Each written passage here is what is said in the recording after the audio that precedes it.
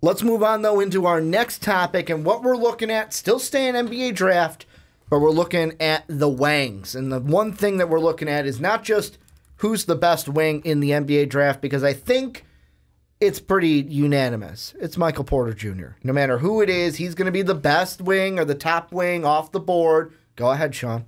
Can I make an argument? Sure, because the topic is who's going to be the best wing. I put besides Michael Porter Jr. because I feel like everyone's assuming he's going to be the first wing off the board. Can I say that he's not a wing?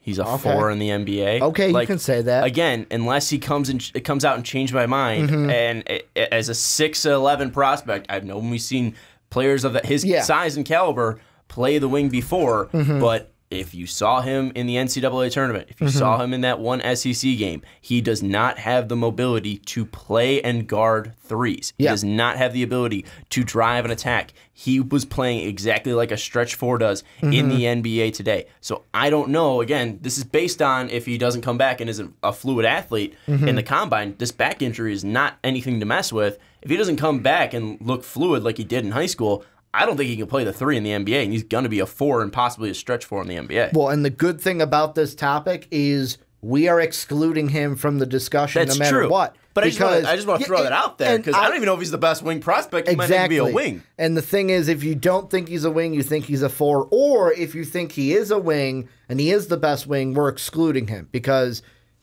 most people have him off the board first if they see him as a small forward prospect. So basically, the 3 that we're looking at, Mikal Bridges, Miles Bridges, Kevin Knox. These are kind of like the next 3 that are for the wing category. Some people might put Zaire Smith there, depending on if you see him as a guard or if you see him as a forward. So if you want to say Zaire Smith, I will let you say it, but I will let you go first, Sean. Who's the best wing in this draft? Out of those 3. Or out of anyone, if you think there's one better than one. Well, I think those are the 3 guys that are for sure in there. It's just really where would you rank them? And then I think Zaire Smith is 4. But out of those 3, and I've said it on the Fast Break podcast, Mikal Bridges is the safest. Kevin Knox has the highest floor, but is the biggest project. And Miles Bridges has the ability to be a star, but his probably floor is a bench player. So Mikal, I see him being a starter in the NBA for the next 10 years at least. Like this guy has the makeup of being a starter, but I don't know if he has the makeup of being a star. Miles Bridges has the makeup of being a star, but he needs to put a lot of work into his shot. He needs to put a lot of work into expanding his offensive game, and he needs to put in some effort at least in the gym, filling himself out because, again, I don't want to say any person is, fat or overweight because, again, hey, look at me. No, look at myself. But 270 Doc said today. I think Miles is a guy that could do with at least adding more muscle. And I think that would benefit his game just because it does look like he's getting tired a lot on the floor. It doesn't look like he can play, maybe 30 minutes in the NBA. Again, we don't know. I don't know exactly how he's going to translate to the NBA, but at least what I saw out of college, I think he needs to at least go into a fitness program. And maybe being around NBA trainers and everything will help him do that. But if he's able to put in that work, I think he has the ability to be a star in the NBA. And then Kevin Knox, he could be anywhere of a guy that's out of the league in 5 years, or he could be a guy that, again, is a star or at least a starter like Mikal Bridges over the next 10 years. One of our commenters compared him to Tobias Harris. I think that could be a very apt comparison to or for Kevin Knox. So if I'm going to say which one's the best, I would have to go with the safest, which is Mikal Bridges, because I know that guy is going to be a starter in the NBA for the next 10 years. Yeah, and that's the same one that I was kind of going to lean towards the start. And the whole thing of when I first came up with this topic, I'm like, oh, it's going to be great. Brandon's going to be here. I want to get his thought on it because the whole thing was you kind of sparked this topic in my head because the whole thing on our mock draft segments that we've kind of talked about is, yeah, Mikal has been the kind of if de facto. He's been the first wing off the board besides Michael Porter Jr. if you think he is a wing. Yeah. But recently, like the Knicks segment and then in our mock draft, there's been a little bit of a challenge of, is Kevin Knox the guy that could go ahead of Mikal Bridges? And I mean, looking back at my last big board, which this will change when we get to May 21st, but how I had these guys ranked out was Mikal Bridges was first on my first out of the wings at my big board at 8. Miles Bridges was at 10. Kevin Knox was at 11. So right now, I'm kind of sitting the same way of if I am taking any of these guys first and foremost, it's Mikal Bridges. Yes, he's the oldest one where some people might say, hey, you know what? He's a few years older than Kevin Knox, about 3 years older than Kevin Knox, but he's only a year, not even, older than Miles Bridges. But he's a guy to me that fits a mold of what you need in this NBA. And I know I've said the whole time when it comes to Mikal Bridges is I've used a name like Klay Thompson.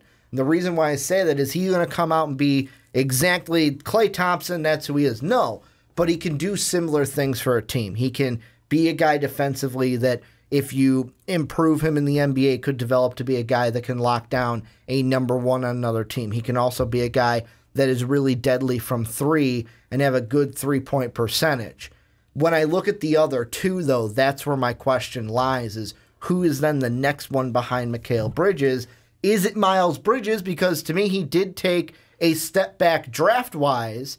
In, like, last year, we were all over Miles Bridges, always a top 10 pick. This year, I'm not quite sure. Well, I think that's just because he didn't have a worse year. He was a freshman, and we expected a bigger growth. And that's what I'm saying. And he was pretty much the same player. Draft-wise. Yeah. He took a step back draft-wise. But it wasn't anything that we saw out of his game. It wasn't just like that he took, it's not like, he regressed huge. There's just younger players that have higher potentials. And that's why I don't know if Kevin Knox is, like, that's my question, is who's number two between Bridges and Knox? Well, Miles and Knox. I think it's dependent on the team. And real quick, I'm now looking at more pictures of Miles Bridges because I'm trying to, like, I never would want to say that about a player.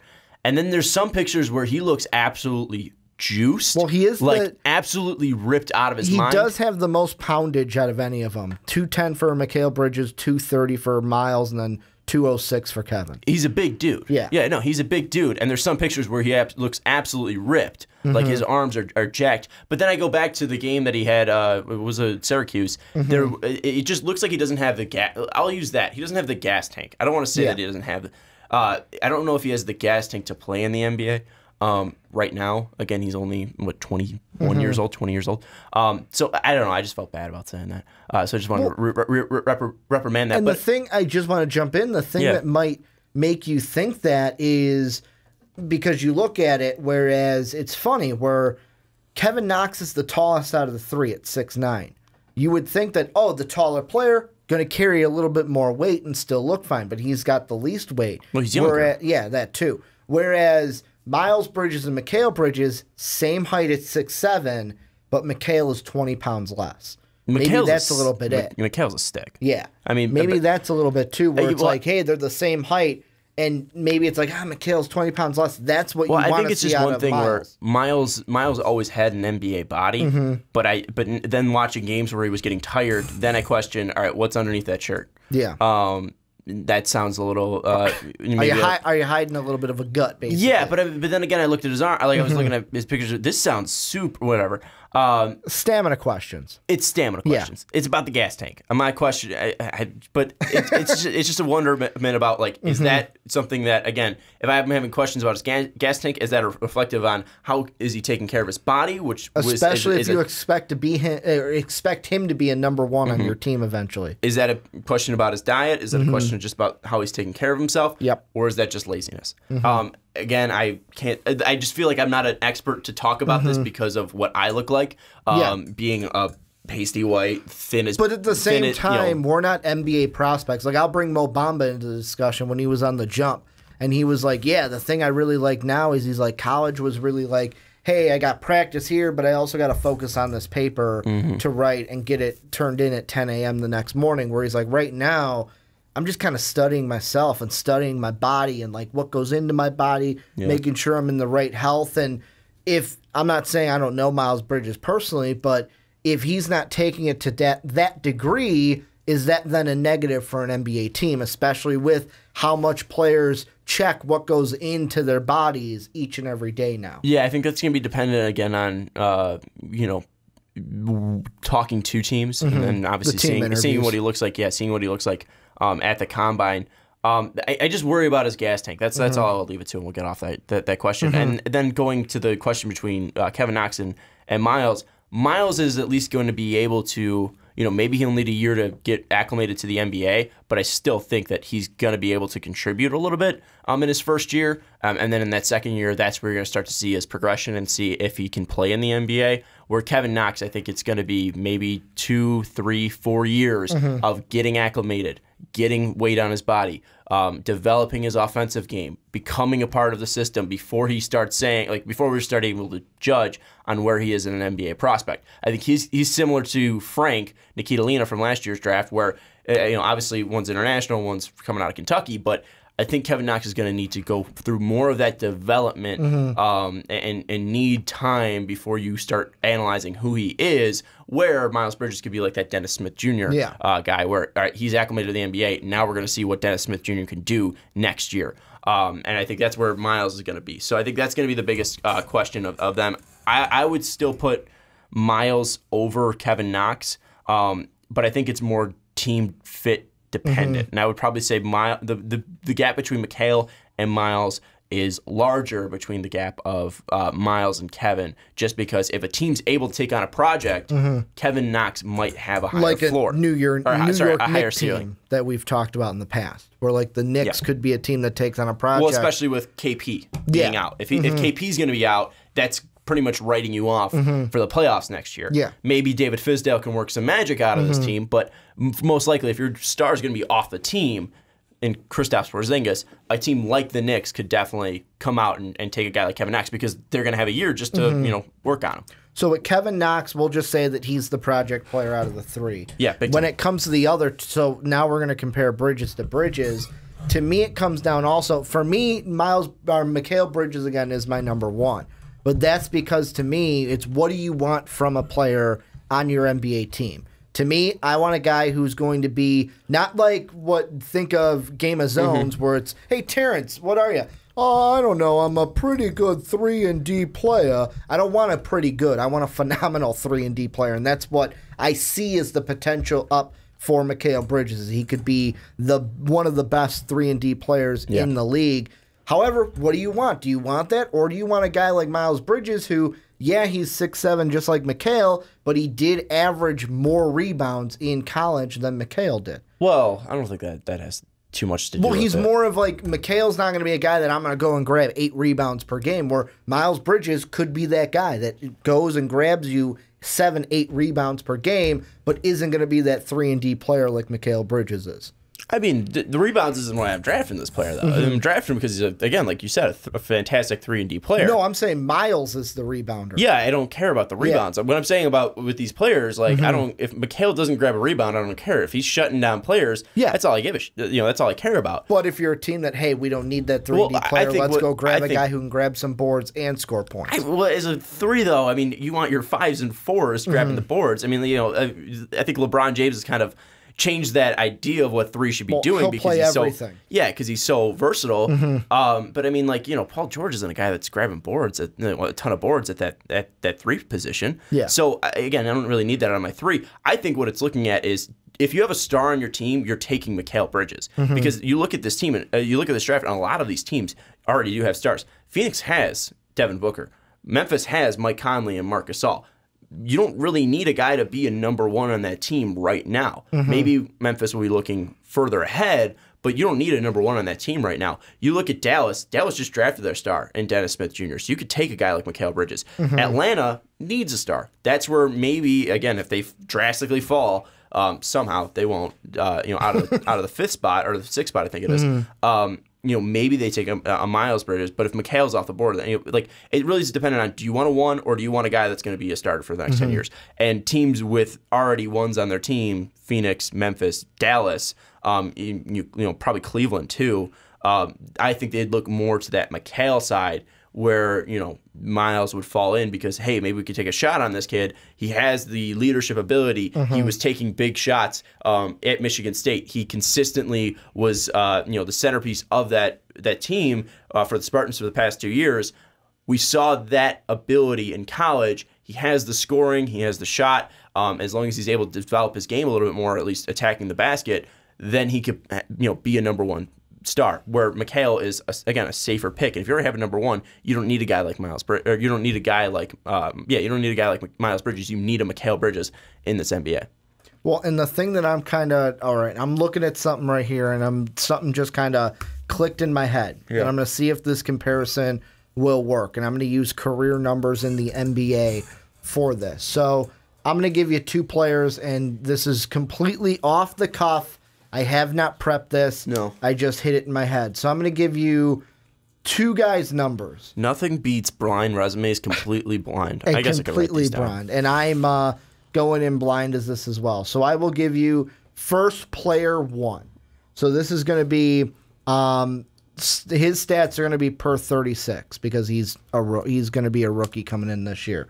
So 19.6 points per game, 8 boards per game, 3.1 assists per game, shoots 54% from the field, 36 from 3, 85 from the free throw line. He's 6'7". Player B. These are career numbers for him because he is currently an NBA pro. So this is NBA numbers. Yeah. 24 points per game. And this is not per 36? No, this is just his career averages. Okay, 24 points per game. 6.5 rebounds per game. 3 assists per game. He shoots 44% from the field. He shoots 34% from 3.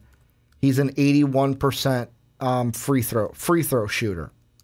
He is 6'8". Yeah, 81. He's 6'8". Can I guess the players? Yeah, go ahead. Well, the weights also. Player A is 230. Player B is 240. Well, I'm guessing the college players Miles. It's Miles Bridges. And I'm guessing the NBA player is Rudy Gay. No. Damn. Do you want a hint or do you want to keep guessing? How long has he played in the? Is he current? He came in 2003. Current? Yeah. Carmelo Anthony. Okay.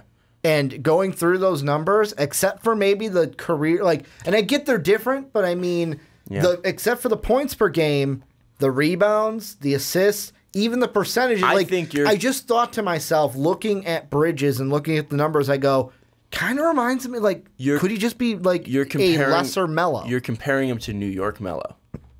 That's what you're comparing him to. Not Denver Melo. Not Denver Melo. Because Denver Melo was Jason Tatum, and it was clear as day. Yeah. Because that boy, Carmelo's quickness back in the day was unreal. Can we say that, though, that maybe is Miles Bridges' best New York Melo? No, because New York Melo is a dynamic scorer, and you can't say that about Miles Bridges right now. And, Carmelo was making money down in the post. Or New York Melo light?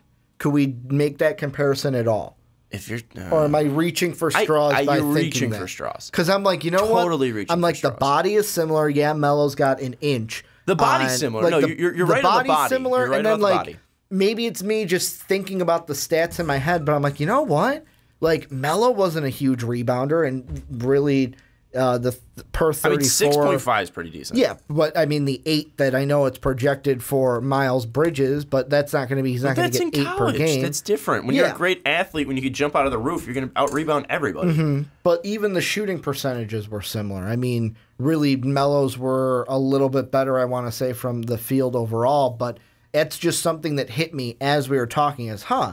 He kind of looks the part, and the stats might be there. Maybe I'm reaching for straws here, but that's just a thought that came to my head. I think Am I completely crazy? Yeah, I think I don't know. Again, the thing is I think you can weirdly enough compare Miles Bridges and Kevin Knox both to Tobias Harris. Okay. Because again, similar body right there. They have similar games. It's just I think that Miles again is more finished now, but where will he end up?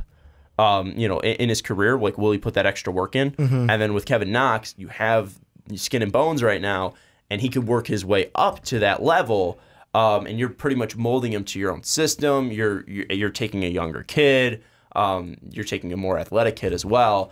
So maybe again, I'll kind of bring that in. Maybe Kevin Knox at his massive peak, at his highest peak, he could be Carmelo Anthony. Okay. All right. But I think is probably at least fair ceiling would be a Tobias Harris. Him hitting Carmelo would be a 99 or a 1% chance of happening. Last question I'll ask, and maybe we should have talked about this in the first segment, but I'll throw it out here. Taking Mikhail out of it, because I think that no matter what he does at the combine, it ain't gonna hurt him drastically or help him amazingly. For Kevin Knox and Miles Bridges, mainly because, like in my big board, they were right back to back. Is there anything that Kevin Knox can do or Miles Bridges can't do to have them flip? Like, kind of like the same question we did for Colin Sexton, Shea Gilgeous. Flip? No. I think Miles Bridges is going to go in. I think the only, no, I don't think. I think the only thing, again, comes down, well, I think it depends on if it's where like Kevin Knox is, now he is the second best wing in the draft. I don't think he's going to have a performance like that where it's going to make him flip over Miles. Because again, you're not taking in just the combine, you're taking in the body of work. Kevin Knox. It's also we get the official measurements too. Kevin also in the first half of Kentucky was great, and then he started to kind of lose some gas near the end, where Miles was very consistent over his first 2 years at Michigan State. You're taking in that whole body of work. I think the one thing that could possibly flip it, though, is if Kevin Knox absolutely kills it in the interviews and then goes out and has great solo workouts where people say, oh, wow, we see a ton of potential in this kid. And I think that's what it's going to be more about. Maybe you could show that in the combine, but I think it's going to be more when people start to get to talk to him, get to know him, and start to understand him, where they start seeing that potential because, hey, this kid has an unreal work ethic that won't quit. He has a great killer mentality. We think that we can take his body, his athleticism, and make him a great NBA player because they've either had work with him before or work with a player like him before, or something along the lines. Like maybe the Clippers see, if Miles and Kevin Knox are still on the board, they see, hey, well, we think that he can become Tobias Harris. Tobias Harris is already on our team. Yeah. Why wouldn't we just pair him up? So I think that could possibly be a thing where he's going to really probably separate himself in team interviews and then also solo workouts. I mean, especially if they look at my article and they trade Tobias for Kawhi Leonard. Can I throw something out? Well, go ahead. That's different, though, because they're losing their 2 picks and Kevin Knox might not be available at 18. Well, they can probably, you're right. He won't be there at 18. The one guy that could possibly jump Kevin Knox, though, is Zaire Smith. Combine is Zaire Smith because this kid's a freak athlete. Do you think he will? Do you think that come draft day, because of not because of the combine, but with the combine's help, we're looking at Smith, maybe mock draft our next one for the fast break? Are we looking at Zaire Smith as being drafted above Kevin Knox? Like, look into the crystal ball. What do you say? Are we saying we as we'll say our mock draft here at MVP. Our next mock we don't draft. have a consensus mock draft though. Or the big board. If you think do you think on maybe minor Brandon Zaire Smith jumps to Kevin Knox? I think so. Okay. I think he could, for sure. And I think already Zaire Smith, in Dave's mind, is better than Kevin Knox, I think. Yeah. Well, he had him top 10, I believe. Well, I think that was because of a Philly fit, because of the potential, because Zaire has more potential in Dave's mind than Kevin Knox. So I think Zaire, in some people's mind, if he balls out at the combine, could totally jump Kevin Knox. And I mean, I'm looking at our big board. I think it was early. I think it was right after the tournament is when we did it. He was neither of our top 25s for Brandon and I. But that was also one where Gafford's not going to be in there anymore because he's going back to school. I think Troy Brown might fall out. Raleigh Atkins might fall out. So there's going to be some shakeup, especially in the big boards. But any final thoughts before we move on to some college football? Michael Porter Jr. isn't a wing. Okay. He's a 4 in Sean's mind. He's a 4. He's a 4. Unless I he see him comes as healthy. a wing. Unless he's healthy. Unless he's 100% healthy in your mind. Yeah, I don't see the quickness to play 3. Well, this is where you guys come in. Let us know what you guys think. Outside of Michael Porter Jr., who's the best wing in this draft? Is it Mikal Bridges, Miles Bridges, Zaire Smith? Is it Kevin Knox? Let us know who you guys got down below in the comment section.